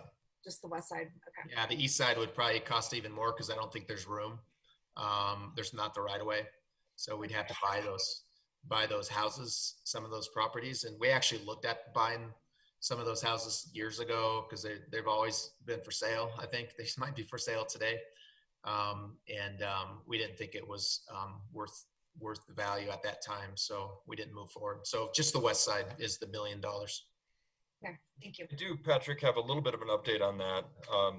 DRCOG, Denver Regional Council of Governments, recently initiated or announced a notice of funding availability for, it's not a huge pot of money, but of money that's intended for multimodal bike ped improvements on major arterials across the metro area. And we're exploring 2 potential projects that we may submit. The funding has to be spent, it's several years out, so we don't necessarily have to come up with our local match, this year or next year. We could push that out a couple years when budget might be more freed up. But we're going to explore that Wadsworth 32nd to 35th as an option. And then we're also looking at potentially partnering with CDOT as they reconstruct the overpass at 32nd and I-70 and rebuild that whole area, as to whether we could kind of get the city's optimal bike ped improvements under that facility, because that's a very heavily used, particularly bike route. So those are the 2 projects that we're going to pursue submitting to DRCOG for that funding. And I have a question for you on that. What is what would the city's match be for those funds if we went for them? What percentage? I think it's the standard 20% local match, and I don't think it's. I don't know yet if there's any kind of advantage in terms of the scoring as if you overmatch. I don't think there is. I don't think they've formalized a priority for overmatch. So I think we'd be looking at 20%. Mr. Goff, the Seniors Resource Center over the last number of years has been a transportation provider for senior transportation, and I understand that another organization has picked up their performance and their duties in that. Do you know if that will impact those services to our local citizens? My understanding is no. They're going to be providing the same services. It's going to be, they're using the same buses that they currently have and the same drivers, so that our citizens will be used to that. And they're eventually going to, I think, phase those out and they'll switch over to their new company. But Senior Resource Center is just contracting those services out. So they're still going to be providing what my understanding is what they were providing, but they're just going to do it through a contract instead. Thank you. Our next topic is Wheat Ridge is committed to environmental stewardship. And this was really all about creating an environmental sustainability committee. And if Mary Ann's on, if you have anything to say, otherwise these strategies were all completed back in 2018. And you've heard from this group numerous times, and very proud of this group. They're doing a lot, and Mary Ann's doing a great job. And we've hired a part-time sustainability coordinator, Kayla, and right before COVID. So any questions on this vision topic? If not, moving on. Vision topic 7 is Wheat Ridge residents are proud of their hometown. This was kind of a new addition to our vision statement over the last couple of years. And the strategies that we have are, first one is to create a public survey that captures the quality of resident life, specifically in terms of live, work, play metrics. We do a survey every other year, biannual survey, and we rate those qualities of resident life in our community. Unfortunately, we did put this year's on hold. We just didn't think it was the best time to be surveying our residents during the middle of this pandemic. So we're going to bring that back at the end of the year to council to discuss if we're ready to bring it back maybe next spring or even this fall. So we'll bring that back as soon as we can. The next item goal is create 5 additional opportunities for meaningful citizen engagement. Allie. Yeah, and that's really a cross-functional goal, and something that so many of us across the city are all working on together with many of you. And of course, there's a number of opportunities for folks to get involved, including the Sustainability Committee, the DIRT Task Force, the Outside Agency Contribution Committee, which of course you heard from tonight. And we've launched, we have the Census Complete Count Committee. We've launched now Wheat Ridge Speaks and What's Up Wheat Ridge, so that we're sort of covering the virtual side of that as well. And I would also just take this opportunity to say what great participation we've seen in council meetings as well since we've taken them virtual. Great, thanks, Allie. Goal 3 is to increase public participation by 20% in all citywide meetings. We are working on creating or revamping a City 101 course for residents. Mary Ann, you want to speak to that? Sure. Yes, I've been working with Local Works to develop a Wheat Ridge 101 course, which will include both letting know how the city works and why that's important, and then also guiding with strategies for effective public engagement. We anticipate this will be about 6 to 8 weeks. It'll take place in the fall. We still have some stuff to figure out, but we're really excited about this program. Great, thank you. And let's see, assess current levels of public participation and the needs of residents. Allie. Yeah, and I would say that this is still very much ongoing. We look at metrics of our website and also social media, and we see at least 10% growth year over year in both of those metrics in terms of additional growth in that audience. We've had a lot of great attendance. The NRS, which again so many of you are involved in really meaningful ways. The NRS was a huge project and saw a lot of community engagement, as did the Wadsworth Improvement Project. Lots of great turnout at those meetings. So we continue to learn more about our residents' needs and desires to be involved, and we are continuing to expand our ways to reach out. Thank you, Ally.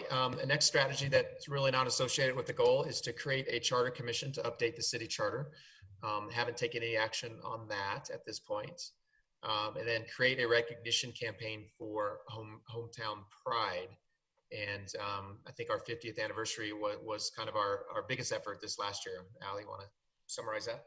Yeah, that was a year-long effort last year. We had a gala, a number of different events. We sort of branded everything the 50th and really drew attention to the fact that Wheat Ridge had a birthday with an O. And then throughout that same year, we also celebrated the opening of the G line and branded materials and had a lot of fun with that. And sort of took that theme also through the boards and commissions dinner. So I think it was a really, really fun year. Thank goodness it wasn't the year of the pandemic, because that really would have changed things. And I think folks had a really good time celebrating Wheat Ridge last year. Okay, next page. Okay, on to our last vision topic. Almost done, guys. Last vision topic is Wheat Ridge residents enjoy an active, healthy lifestyle. And our first goal is to increase young family participation in city-sponsored recreation programs. Karen, you still on? Yes, I am. I just start by saying that this is ongoing, and I know I've spoken to a couple of city council members who are very passionate about family programming and teen programming, and I know how important it is. And we certainly recognize that there's a gap there and continue to offer programs that appeal to youth, teens, and families. And just recognizing that many times we offer programs and they're canceled due to low enrollment. So trying to kind of figure that out is an ongoing challenge. I think some of the new online feedback opportunities that Ally just spoke about could be potentially helpful to gain some insight. Also, if we do implement a youth commission or council, which was something that was brought up by Councilman Urban and Councilwoman Hutchinson, that might help to inform the process as well. And then just one other piece that's related is the renovation of the Anderson building did provide some additional drop-in recreation opportunities pre-COVID. But those are kind of on a hiatus at the moment. Yeah. Great, thanks, Karen. And our second goal is develop an active relationship with Lutheran Medical Center and promote active, healthy lifestyles. Sure. So myself and Susan Anderson, our recreation manager, met with Lutheran staff in November of last year to brainstorm some ideas. One of which was to connect individuals that were completing like a physical rehab program through Lutheran with a strength and conditioning coach at the recreation center, just as a transition program that could then introduce those individuals to our rec center, and hopefully they would continue utilizing and become members. So that's still in the works, just an idea at this point. Lutheran is heavily involved in the HEAL committee, which is Healthy Eating, Active Living, as our city staff. And together, the HEAL committee facilitates quarterly programming. Additionally, Lutheran staff, they host a Healthy You program, a series of educational programs at the Active Adult Center. And then, of course, the mayor and city manager meet with the CEO quarterly to discuss partnership opportunities. Great. And I think our last item is not associated with the goal, but it was update plans and investigate funding for a ballot initiative expanding the recreation center. The recreation center expansion was a project that was part of the DIRT task force, and it wasn't prioritized by our citizen committee at that point to include it in the sales tax increase ballot question. It wasn't at that point. So I think if we ever look at doing another bond initiative, we'll see if this project rises to the level of priority for the community. A lot is changing over this last year on recreation and services and how people are going to recreate in the future. So we're not sure if expansion will be needed. I don't know. Things may have changed, but at this point, there's no funding for the expansion of the rec center. And I think that's the last page. So any questions on vision topic 8? Or any vision topic. Or any vision topic. Any vision topic. So general discussion then on the Ms. Hulteen. Thank you. I have a question that actually goes back to, it's pretty impressive when you have an entire vision topic that's been completed in 1 year.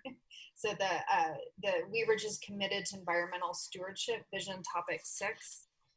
And I'm curious, since we've hired a part-time coordinator to fill that, if it would be appropriate to actually identify some strategies and goals around that. I know that there's a really comprehensive document that the Sustainable Wheat Ridge Group has put together.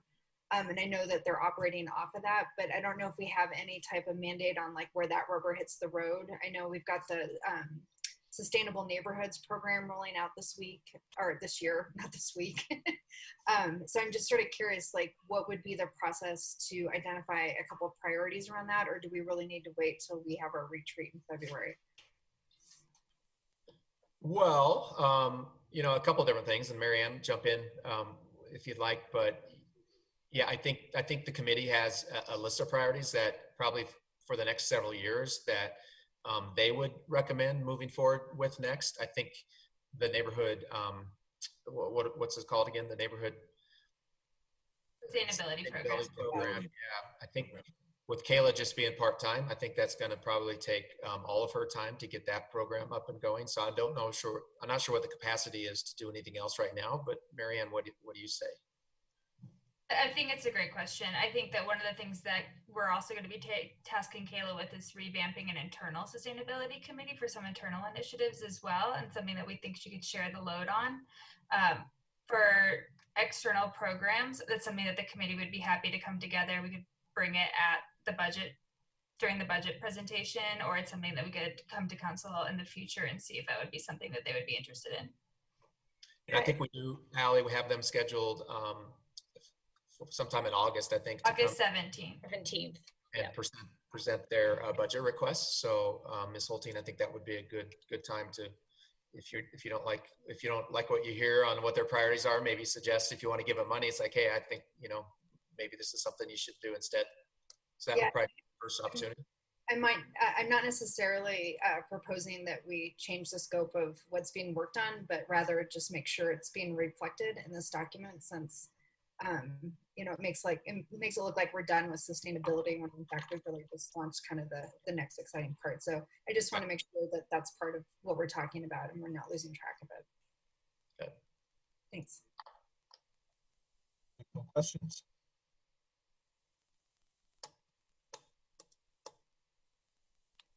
Ms. Hoppy. I don't have any questions, but I just want to say thank you to all of our department heads for being here to give us updates. And I was one of the counselors that was there to work on these goals and strategies, and it's really awesome to see them on paper and to see all of the work that's gone into them. So I just want to say thank you very much to our department heads and to their staff for keeping us moving forward down the road. And Mr. Mayor, we just as a reminder, we sent out a meeting invite for you all, but we have rescheduled our retreat for February 19th and 20th. So ways out still, but we do have that on the calendar. We have our facilitator books. And so hopefully we'll be through some of these issues where we can all get together in February. Hopefully so. Yes. Okay. Mr. Urban, did I see your hand there? Gotcha. Any other questions for Mr. Goff or his staff? We've got a full complement of staff. I notice Judge Randall is with us. Judge, thank you very much for joining us. We also have in the package the work reports for all of our departments that I'm sure you've all looked through, and great work for all of the departments, and a very good summary of all of the work that's been going on. So congratulations and thank you for all of that. Yeah, if anything comes up after tonight, if you have questions, please go ahead and reach out to the directors directly. And if there's just something follow up, and there was a lot of information there, we get it. We're going to go over all those accomplishments and work plans tonight, but please reach out if you have questions. Thank you.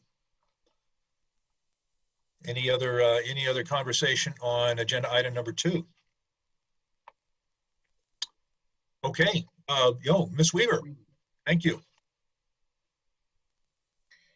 I have said this before, but I did go to the dog walking community safety class, and it was fantastic. And I just want to give kudos that when we can do those classes again, they're just really fantastic. And my dog Ava got a certificate, so it's just a really fun thing. So and I also just want to say I'm just sort of sitting here in awe of all the things that have been completed. I just feel extremely lucky in that you all working at the city make our jobs a lot easier because things just happen. And I just wanted to thank everyone. It's really amazing to hear all of these things and say, oh yeah, we did that and we did that and we did that and we're working on this, and it's incredible. So thank you all. I know this is it was a long report to get through, but I don't think it's falling on any it's all being recognized. So thank you all. Thank you. Any additional conversations, questions, comments? Well, thank you, Mr. Goff, for taking us through that. Thank you all director heads and the participants in making a great presentation on that. Great work you've been doing, a lot of nice planning coming up. So we look forward to working through a lot of these issues with you. We will now go to staff reports, and I'll go to Mr. Goff again. You've sort of got the night sewed up. Yeah, I think I talked enough, so I'll leave it at that. Just as I did briefly mention earlier, we're got a hint of what June revenues look like, and we were all surprised at how good they were. So we just want to dig into it a little bit to make sure before we release it too much to the public that it's true.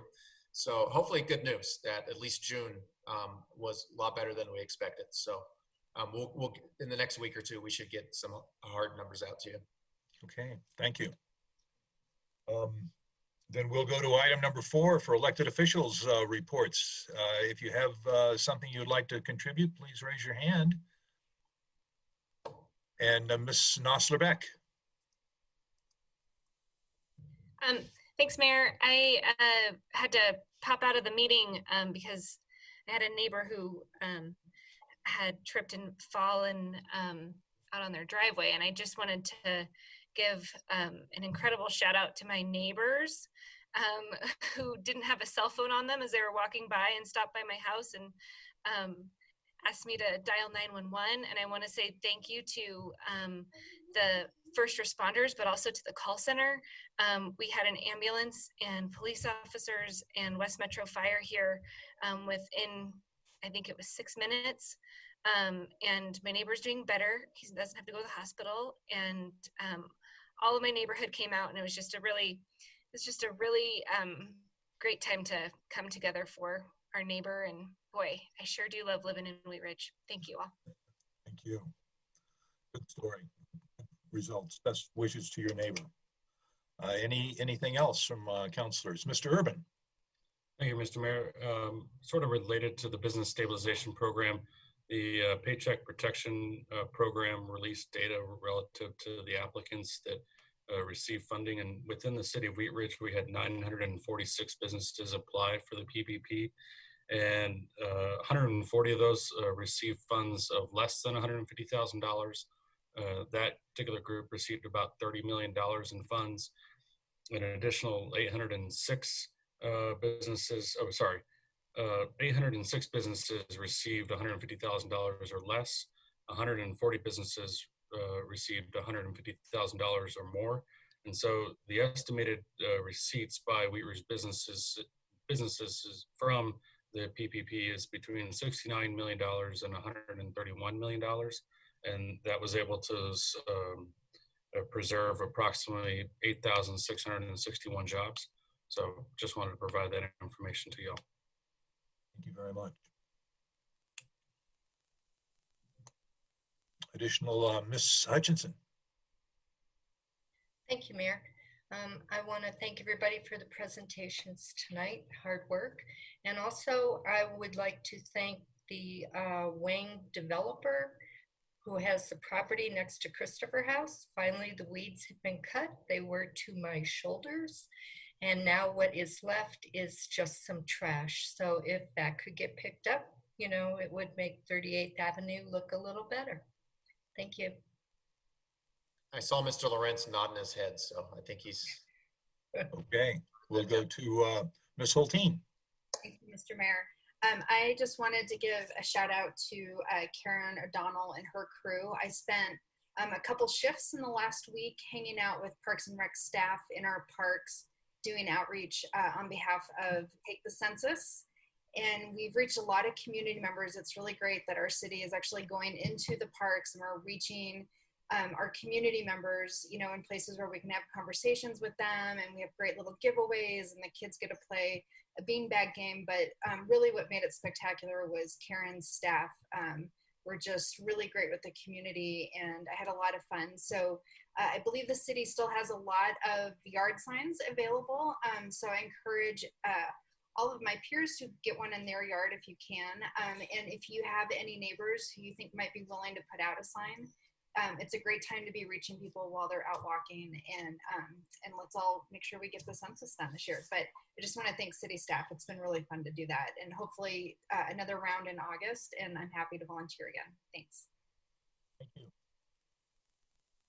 Additional sharing that from council. Well, we're just Ms. Hutchinson. Just one other thing. July 4th was the loudest July 4th I've ever experienced in Wheat Ridge. It was bizarre. But then the day after, there were only 2 fireworks that I heard. And thank goodness, because we're used to quiet, and fireworks are illegal. So I'm just interested in, if they're illegal, how come they're able to be purchased? They go to Wyoming. Is that right? You know, on KOSI, the radio station, there was actually an ad on there for people to be able to buy fireworks. Just thought that was kind of interesting. Thank you. It was a phenomenon across the whole country. And I think, you know, it's a reaction to COVID still, and hopefully it slows down here now that the 4th's over. Okay, any other comments from council? Elected officials reports. Mr. Miller, I see you're on the line. I don't want to skip you over. If you've got anything, we're happy to have you. Thank you for joining us. No, Mr. Mayor, I don't have anything for tonight. Thank you to the staff for the excellent presentation, though. Thank you very much. All right, any other further business to come to our study session tonight? Well, I want to thank you all for joining us. I want to thank Christine Disney and Cheryl Brungard for bringing us the outside agency recommendations. Mr. Goff showed up with his full complement of staff. Ms. Schilling is here, Karen O'Donnell, Ken Johnstone, Chief Murtha, Division Chief Jim Lorenz, Greg Knutson, and Chris Randall. Thank you all for joining us. We appreciate your participation in our meetings, and thank you for the good work that you and your teams do for our city, and we appreciate that. I want to make a little announcement that Coffee with the Mayor is on for a virtual format, Zoom format, this Saturday morning at 9 o'clock. You can sign up for that, and we look forward to having you join that meeting for about an hour. So I hope you'll be able to join us. I believe our city is doing great efforts to combat the COVID-19 pandemic. You know, I appreciate all of the concerns that I hear from citizens and their really willingness to gather together and fight this common enemy. So all I can do is to urge you to wash your hands and social distance and wear masks when you're in enclosed places, and really appreciate your neighbors and your health and their health. And I think with all of that, we will stay safe and come out of this stronger than before. So that will conclude our meeting for the night. Thank you very much. We have a full council meeting 1 week from tonight at 7 o'clock, virtual or in City Hall, if you would like to make those arrangements. So anyway, have a nice week. Be careful and stay safe. Good night, everyone.